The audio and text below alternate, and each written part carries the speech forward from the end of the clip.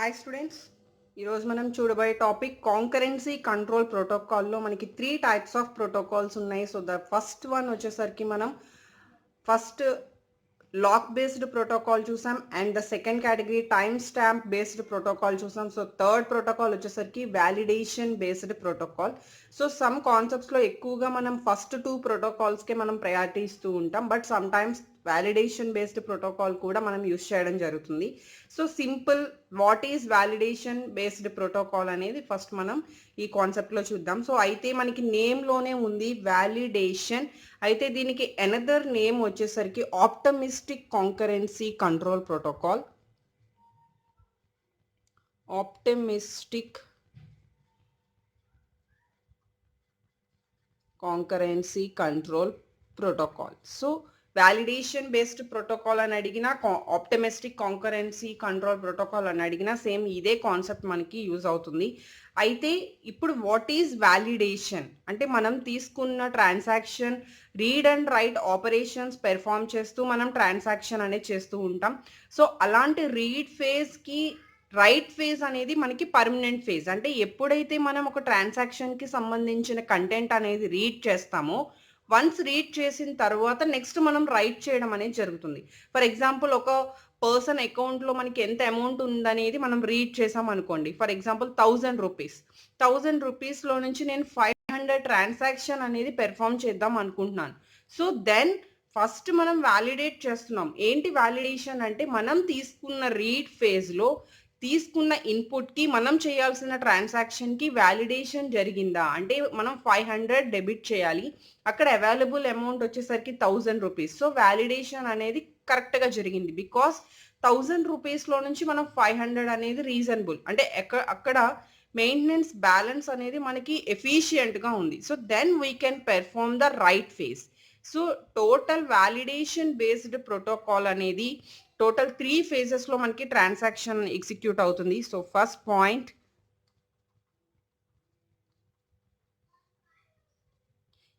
total transaction is divided into 3 phases, executed in 3 phases. ఆ 3 phases లో first phase వచ్చేసరికి మనం ఎప్పుడు చేసే phase that is read phase, and second one validation phase, and after that third one, last third phase, right phase. అంటే first మనం ఏ ట్రాన్సాక్షన్కి సంబంధించిన read phase perform చేసిన తర్వాత after completing the validation, total validation కూడా కంప్లీట్ చేసిన తర్వాత after that మనం right ఫేజ్లోకి వెళ్తాం. అంటే అప్పుడు డేటాని కరెక్ట్గా అక్కడ రైట్ చేయడం అనేది జరుగుతుంది. సో ఇప్పటి వరకు చూసిన రిమైనింగ్ 2లో కూడా డిఫరెంట్ కాన్సెప్ట్స్తో మనం రీడ్ నుంచి రైట్ అనేది పెర్ఫామ్ చేసాం. బట్ వ్యాలిడేషన్ బేస్డ్ ప్రోటోకాల్కి వచ్చేసరికి after reading phase we can perform validations on that read phase data. Then we can perform the write phase. So total was first phase, second phase and third phase. So ikkadiki vachesariki first what is read phase.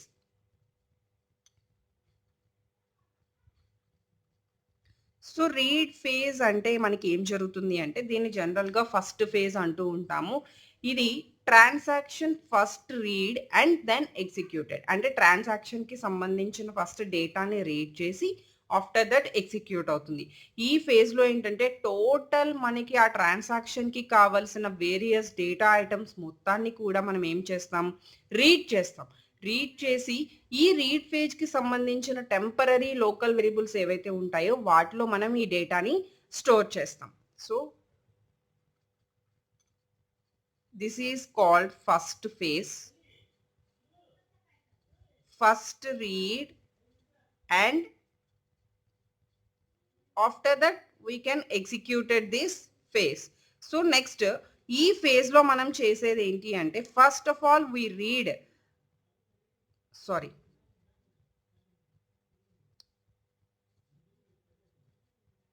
we read the values. So ట్రాన్సాక్షన్కి మనం ఏవైతే కావాలో ఆ వాల్యూస్ని, అది కూడా వాటిని ఏమంటాము various data items. So different data items నుంచి వాల్యూస్ మనకి ఏమేం కావాలో వాటిని రీడ్ చేసుకుంటాం. So that is data items and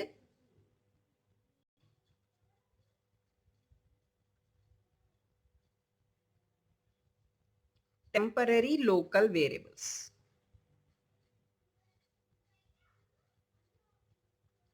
okay, so ఈ ఫేజ్నే మనం రీడ్ ఫేజ్ అంటాం.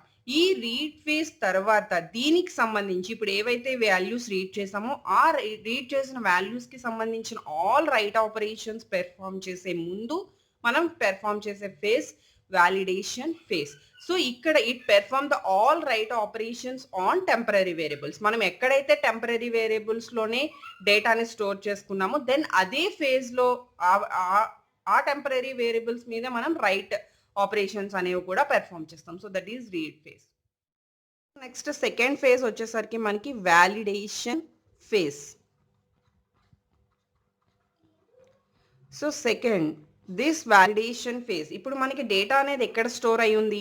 టెంపరరీ వేరియబుల్స్లో స్టోర్ అయ్యింది. సో ఇదే టెంపరరీ వేరియబుల్స్లో ఉన్న డేటా ఏదైతే స్టోర్ అయి ఉందో అవి వ్యాలిడేటా కాదా అని చెక్ చేసే ఫేజ్ వచ్చేసరికి validation phase. So will be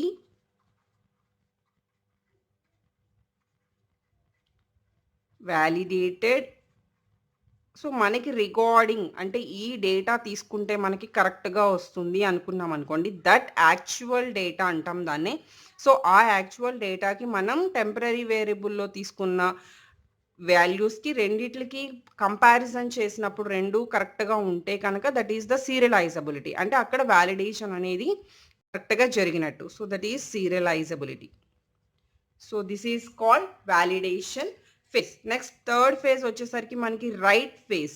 అంటే ఆఫ్టర్ సీరియలైజబిలిటీ పర్ఫెక్ట్గా మనం అంటే ఆఫ్టర్ వ్యాలిడేషన్ పర్ఫెక్ట్గా చేసిన తర్వాత సీరియలైజబిలిటీ పర్ఫెక్ట్గా రీచ్ అవ్వాలి అంటే కంపల్సరీ మనకి రైట్ ఫేజ్ కూడా వితౌట్ ఎనీ ఎర్రర్స్ మనకి కరెక్ట్గా జరగాలి.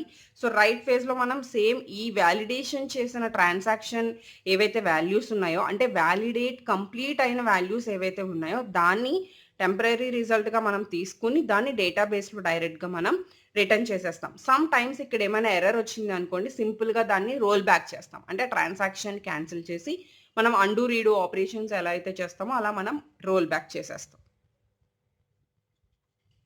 ఇఫ్ ద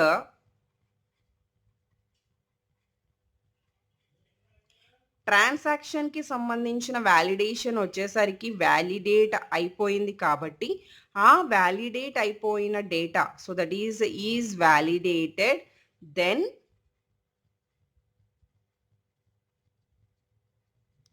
టెంపరరీ రిజల్ట్ మనకి అక్కడ డేటాబేస్లోకి రిటర్న్ చేస్తాం. So that is the return to the database or మనం ఇంకా అదర్ ఏదైతే తీసుకుంటామో that is the system. Otherwise the transaction is roll back. అంటే ఎక్కడైనా కూడా మనకి ప్రాబ్లం వస్తే కనుక that is rolled back. Okay, so next ఈ 3 phases కంప్లీట్ అయిపోయిన తర్వాత each phase has different time stamps. ఇప్పుడు ప్రతి ఫేజ్కి కూడా టైమ్ స్టాంప్స్ ఉంటాయి కదా, ఆ టైమ్ స్టాంప్కి వచ్చేసరికి మనకి స్టార్ట్ ఆఫ్ టీ అంటే ట్రాన్సాక్షన్కి సంబంధించి స్టార్టింగ్. సో ఇక్కడ వచ్చేసరికి the time when T started అంటే టీ మీన్స్ ట్రాన్సాక్షన్. ఎప్పుడైతే ట్రాన్సాక్షన్ స్టార్ట్ అయిందో దెన్ ఇట్స్ ఎగ్జిక్యూషన్. అంటే it contains the time when T starts its execution. So time T starts అయినప్పుడు it starts the execution. After that validation of T, that is start of t means it contains the time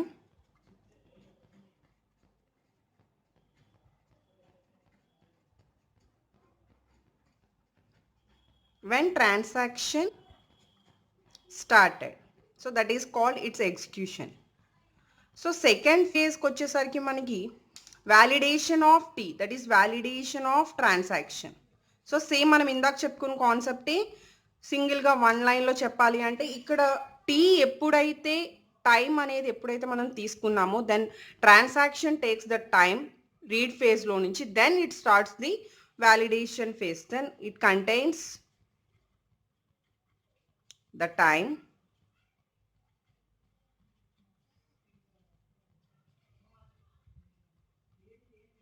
its read phase and starts second phase వచ్చేసరికి మనకి ఏంటి validation phase. So ఇక్కడ validation phase అనేది మనకి start అవుతుంది.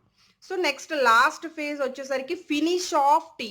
అంటే మనం ఇక్కడ రైట్ అని చెప్పము, ఇదేంటంటే లాస్ట్ స్టేజ్ కాబట్టి this is finish of T. Finish of టీకి వచ్చేసరికి ఎప్పుడైతే ఏ టైం వస్తుంది, మనం టోటల్ రైట్ ఫేజ్ కంప్లీట్ చేయాల్సిన టైం ఎప్పుడైతే వస్తుందో that is the finish phase. ఆ ఫినిష్ ఫేజ్ వచ్చినప్పుడు మనకి that is finish of T. It's containing, it contains the time when tea finishes its a phase మనకి last phase write phase. So total ఈ 3 అంటే start of T, validation of T and finish of T, ఈ 3 తీసుకుంటే then time stamp of transaction equal to validation of T. ఈ రెండు equal అయినప్పుడు that is the concept of serializability. అంటే then serializability is determined అని చెప్తాం. So that is the condition TS of T equal to that is validation of T. So validation of T is equal to TS of T అంటే మనకి అక్కడ serializability is determined. This is the concept of total validation based protocol. ఇది మనకి total concurrency control ప్రోటోకాల్లో third phase. So total concurrency control ప్రోటోకాల్స్కి వచ్చేసరికి first phase వచ్చేసరికి lock based protocol and the second phase వచ్చేసరికి 2 phased lock based protocol and third one వచ్చేసరికి validation based protocol. So already మనం previous క్లాస్లో concurrency control ప్రోటోకాల్స్కి సంబంధించి remaining concepts చూసాం. అంటే లాక్ బేస్డ్ కాంకరెన్సీలో మనకి ఇంకా షేర్ లాక్, ఎక్స్క్లూజివ్ లాక్ చూసాము and time stamp ordering protocol second category. Time stamp ఆర్డరింగ్లో కూడా ఫేజింగ్స్ చూసాము.